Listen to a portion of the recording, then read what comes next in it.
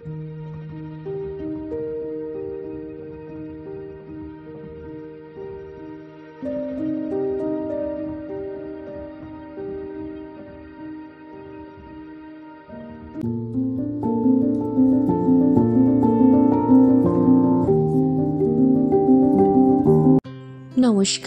আবারও একটা নতুন ভিডিওতে আপনাদের সবাইকে স্বাগত জানাই।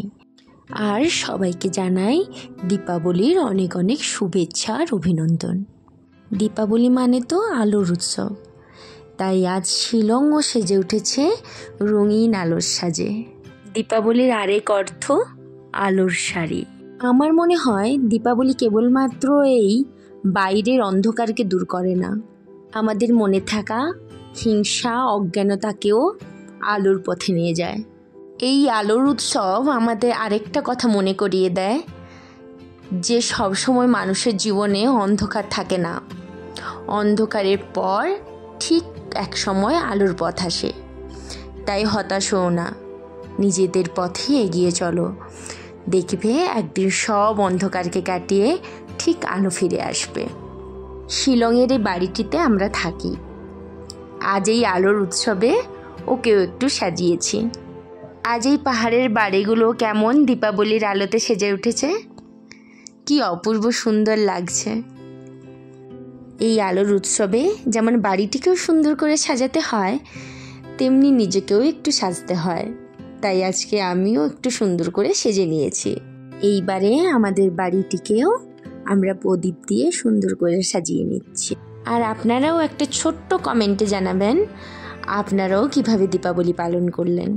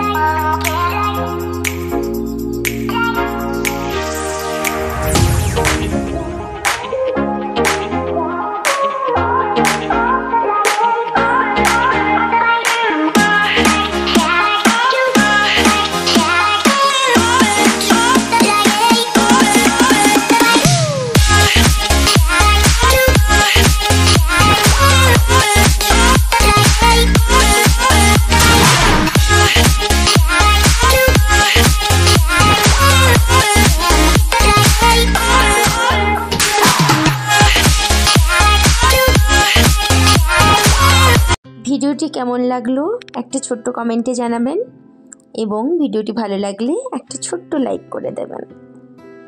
আজকে ভিডিওটি এখানেই শেষ করছি, আবার দেখা হবে পরের কোনো ভিডিওতে।